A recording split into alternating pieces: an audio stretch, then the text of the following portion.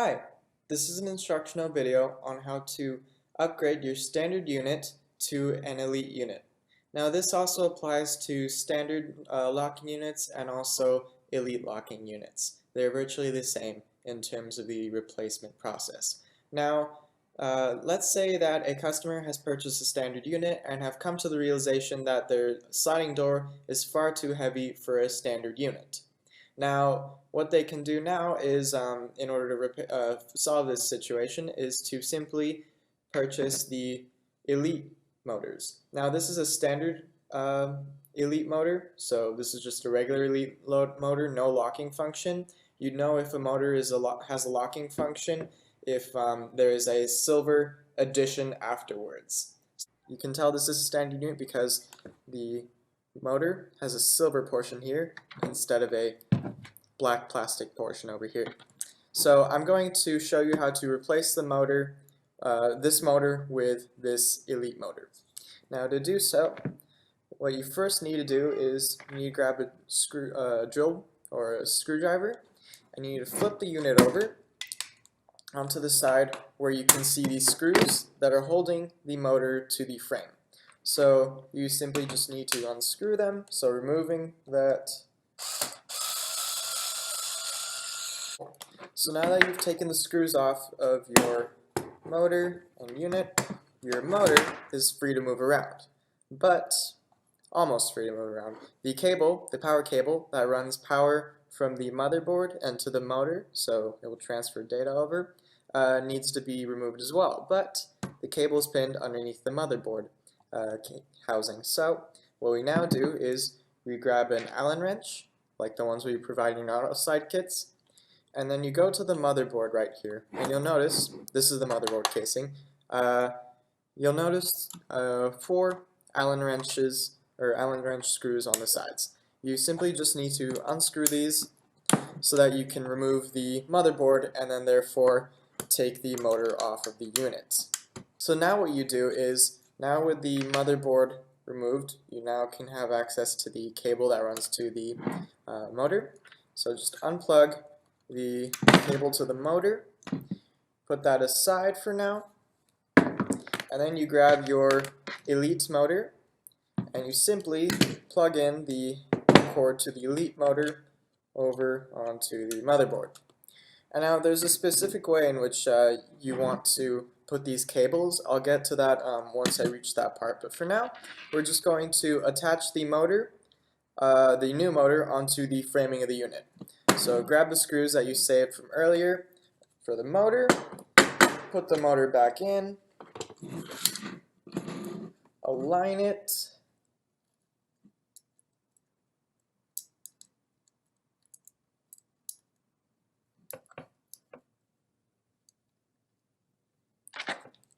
tighten it up,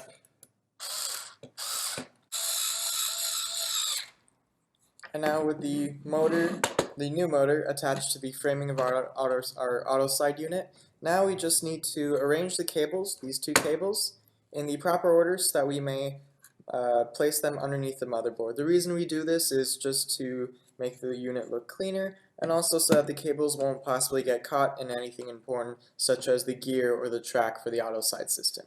You don't want that to happen, because then you risk possibly damaging your unit. So now I will place the cables inside of the groove that we provide.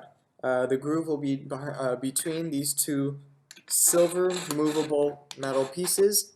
It's these silver pieces that you are going to screw your motherboard case back onto the unit. That is how the motherboard case stays on the unit. So I will place the cables in the proper order. So put the thicker cable that connects up to the motor down first. Then grab the cable that leads from the power, where you grab power from the unit, fold it in half a little bit, and then you're just going to stick it right next to the cable that leads to the motor. This way you'll be able to get the cable on the correct side of the unit. So I will place this back into place, and then once you have it done in the proper order, you simply just need to put the Allen wrench screws back into place.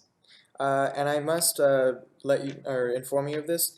Do be careful about putting the cables back into place because you don't want to accidentally pinch your cables between the framing of the AutoSlide unit, so the metal frame, and the plastic motherboard. Because then you might pinch the cable, it'll cut the cable, and then you'll have to deal with warranty parts being shipped back to you. So now I am going to screw the motherboard case back onto the unit. Now that I've showed you how to replace your standard unit to work as an elite unit, I must also inform you. So after upgrading your motor, after contacting us about upgrading your motor, so in the kit that we'll send you, you'll get your new motor, a new motherboard, so the motherboard that is located inside of the casing here. You will get a new motherboard because the programming between the standard units and the elite units is different. So the last thing you want to do is confuse your unit now with a standard programmed board and an elite programmed motor. So do try not to mix up the boards because the boards look exactly the same because they are. The only difference is they have different programmings in each of them. So now that I've told you that when you get your motor upgrade, you'll get a motor, a new board, and I also must add the battery pack. So this is the battery pack for a standard unit, is completely different for the elites. So the elite battery pack is much thicker. It looks like a laptop battery or power converter, but it is not a laptop power converter. So please do not think you can use your regular laptop to power the unit. I highly recommend it against it. So this will be the battery pack you will be using for your elite unit. If you have a standard unit, your battery pack should be something like this. They come in either white or black. Now that I've shown you how to replace the motor or upgrade your standard unit to an elite unit, I'm also going to inform you of how to reconfigure your unit. So some customers, they have sliding doors that are set up rather different than what the general sliding door is. So let's say during an install you realize that your door does not reach the motor from this side. So one way of getting around that is actually we can reconfigure the unit, and I'll show you how to do that now. So how you start is, as I've shown you earlier, is to simply unscrew the motor, then remove the motherboard casing, and now what you're going to do is you're going to unplug the cables so that you have a nice clean frame, put everything aside, and then you're going to get to the motor, and using the Allen wrench you were using earlier, you're going to unscrew the gear. So there is a gear over here for the motor. You're going to unscrew it, and then you're going to flip it over, so it's going to be facing this side now. Once you've done that, you're going to place the motor on the other side because we have 4 drilled holes just to attach the motor on the other side.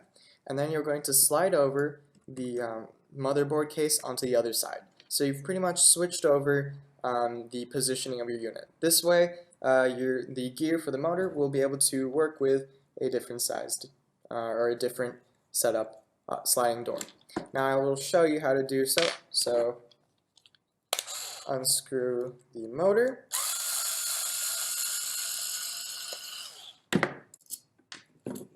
Now the motor's unscrewed. Now I just need to unscrew the motherboard casing. Okay, that's removed. I'm going to unplug all these cables so that they're out of my way, and I'll put this aside for now along with the motor. So now here's our empty AutoSlide skeletal framing. What you're going to do now, just so that it's out of the way, is you're going to push over these metal pieces that hold the motherboard onto the frame. Push them aside so they're out of your way for when you're putting the motor in. Now you're going to grab your motor, and before we attach it back onto the unit, we're actually going to unscrew the gear right here. So use the same Allen wrench you were using earlier for unscrewing the motherboard case. Place it on the screw that's attached to the gear.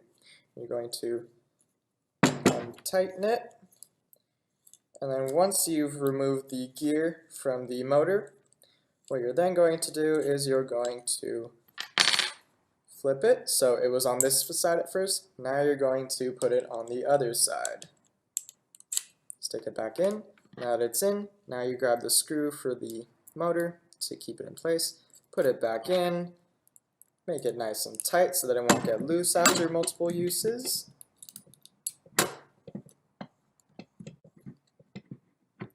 There we go.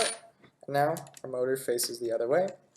We'll push over this little protective fabric, and then what we're going to do is we are going to grab this cable, and remember how we folded it earlier? We're now going to keep it straight so that it's facing the other way, and this will go underneath the motor. So now we're going to put the cable underneath the motor, align it with the metal channel for the cables that I've told you about earlier. You're going to put the motor on top, and then you're going to attach the motor on the other side now. So I will put the screws back in. So now that we've attached the motor onto the other side, notice the gear is on the left side facing the back. This is the back, this is the front. We now can get to the next portion of the video, which is connecting the cables onto the motherboard casing after putting the motherboard case back on. So now what we're going to do is we are going to place the case back together. So I will place this casing back on for ease. That's clicked back into place. I'm going to then realign the silver metal pieces that I was telling you about earlier.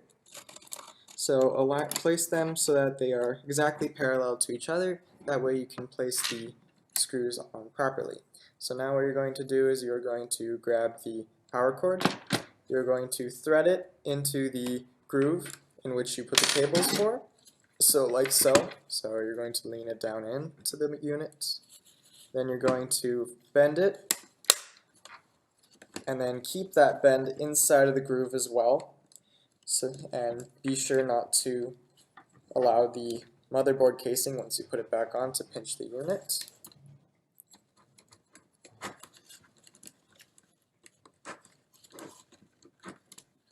There we go. Now that this is in place, we're going to grab the motherboard casing along with the motherboard, align up these screws with the metal, tighten it. Now that I have the motherboard and the motor installed, now I just need to plug the cables back in. So this fat cable with a very large head sticks back into the motor and power labeled functions right here if you see, and then this secondary cable that grabs power from this end of the unit will go right on top of that, or right below that if you are looking at this from a setup on the ceiling aspect. And now that we have our unit put together, this is how your reconfigured unit looks. So now the motor is on this side rather than on this side.